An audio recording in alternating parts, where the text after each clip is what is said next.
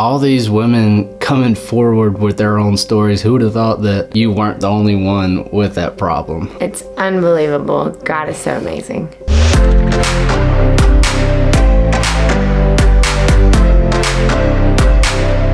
Hey guys, welcome back to the channel. You are watching Storytime and I'm Cody. And I'm Jessie, and we have received so much feedback from the last video that I made telling you our personal story of how I struggled through 3 years of painful sex in our marriage, and you can find that video linked up here. We're not going to go into detail on what we discussed in that video today, but because of all the comments and women and men that have reached out to us in the past couple of weeks since we posted it, we thought we would do a follow-up video sharing some of the information y'all have been asking for. So let's get into it. First off, I just want to tell any woman out there or man, if they're in their marriage and they are struggling through this type of issue, this pain during sex, that they are not alone. We were blown away at the feedback that we have received. There's literally just been women after women in our comment section telling us that they have experienced the same thing, if not even longer than I have experienced it. Some of them are still going through it,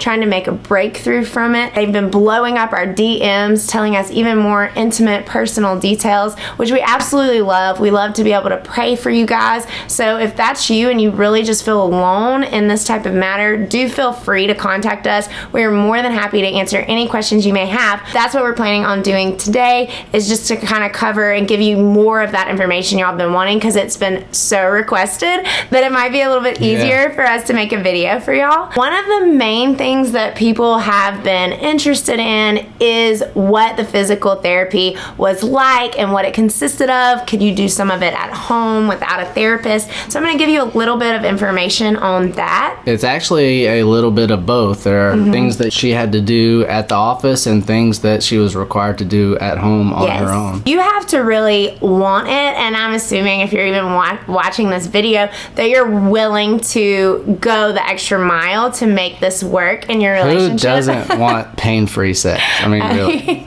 Agreed. I'll talk about what you can do at home at first, because this might be something if you're very embarrassed like I was, I probably would have been more prone to trying this out before going to an office, possibly. So if this is you might could go this route before seeing a therapist, but you can try both at the same time. These are kind of tips that the therapist gave us, and it could prevent you from having to go all together, really. The first tool, and we'll link these things that you can get in the description below, is dilators, and they come in multiple different sizes, like itty bitty. If you were like me, and like a lot of you women have said, y'all have struggled with putting any sort of tampon in, anything, because your pelvic floor muscle is actually just so strong, it's staying completely closed. If that is you, those dilators will help, but all you have to do, according to my therapist and what we did, was that you have to just work your way up. You're gonna want to buy the one that has the most sizes and start with the absolute smallest, and you're gonna feel silly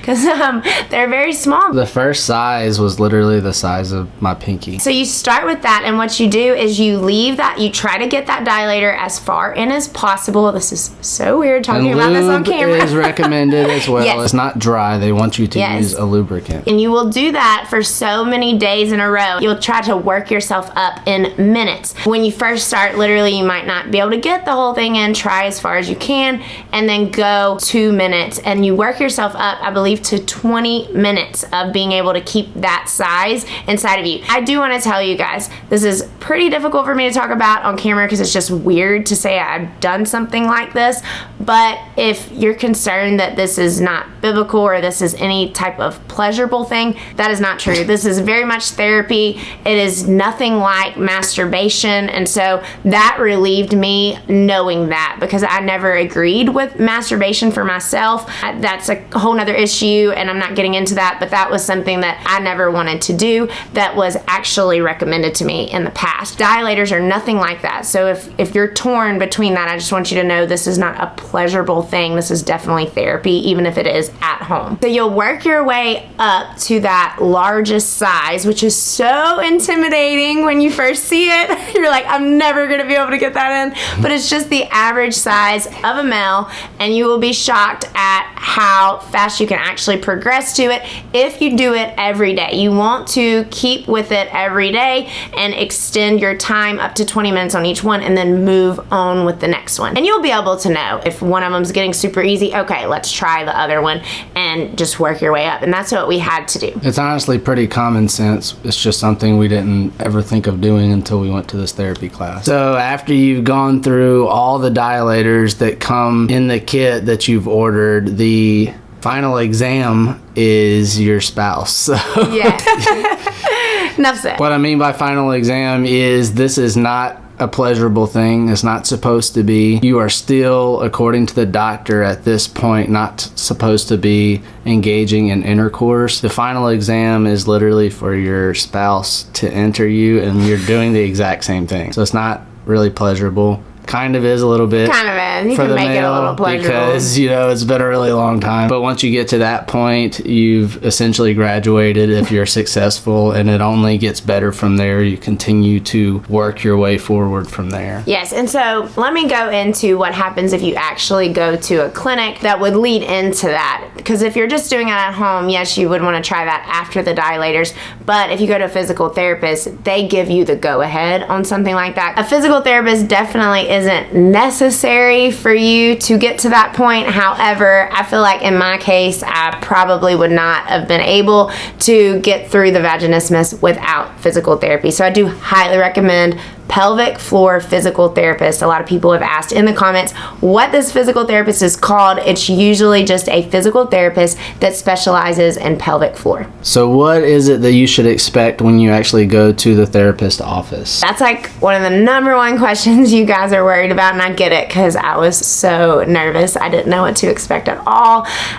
So like I said in the other video, they put like a probe. It's actually a sensor that they put that's very small inside. You can't even feel it. It's like a wire type thing that goes inside of you. They have a machine that you are watching that kind of looks kind of like a video game or something, super simplistic, but it shows spikes. And so they work with their hands, which sounds so weird and very awkward, but it's really not, because it's medical. They work at your pace, but what's awesome about it is you see the sensors on that screen, and it will show you when that muscle contracts and when that muscle relax. And it's so neat to visually see it because it measures it. So like I was like a 10. I was off the chart. My peak was off the chart when she first started. We had to go extremely slow.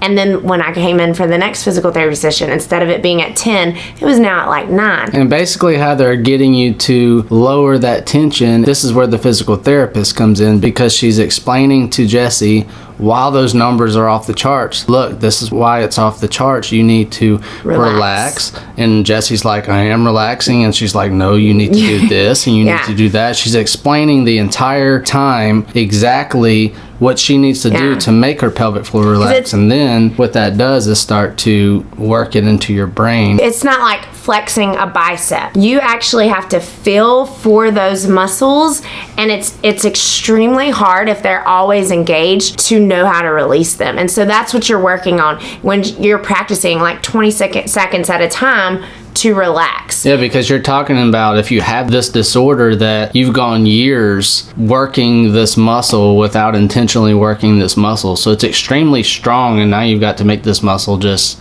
chill out. But the therapy works wonders. I mean, I only did it for, it was like 6 to 8 weeks, and I was just shocked at every time I would come in, my baseline got lower and lower on that sensor, and I would think, man, I'm not really improving, but you could just see it. And then when I could wear a tampon, it was like a little victory for me. I was definitely offshore working, and I got this text message because I couldn't really get phone calls out there. And she's like, I put one in. I'm like, you put one in? And she's like, a tampon. I'm like, I knew the battle that she'd been going through, so I was super excited about it. Yeah, that was probably like the only time in my life I've ever been excited to get my period. Just saying. And she can put them in to this very day.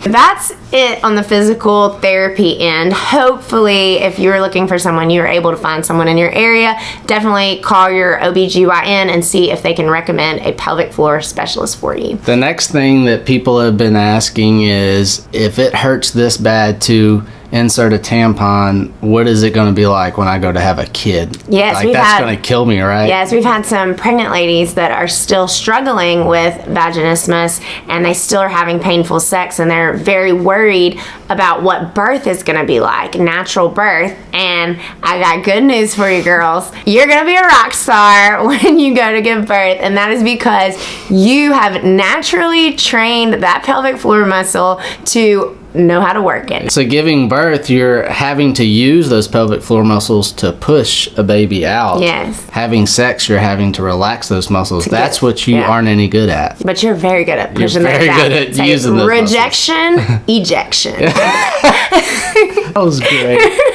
That was all on the fly, you guys. This is not scripted. I don't know. I didn't believe that. I don't know. That was funny. Unfortunately, some of the comments I have received have been from other women that have said they have themselves already possibly been diagnosed with vaginismus, or they've already been going through some of the treatments and it hasn't helped them. I want to let them know that this is very much a mental game, and it still is for me to this day. We've been married almost 10 years in May. The therapy for us has worked amazing. Yes. But there still will be times where we go to make love and she's like, ow, hold on, it hurts. I just have to go back to what the therapy taught me and make myself relax that muscle. It doesn't come as natural to me like it would someone who never had those issues. So if you're struggling with that, I just want to tell you, you're not alone. Don't feel like it's all for nothing. Keep trying, because it does get better. I do truly believe that God made sex for all of us to enjoy. Unfortunately, some of us has to go through some trials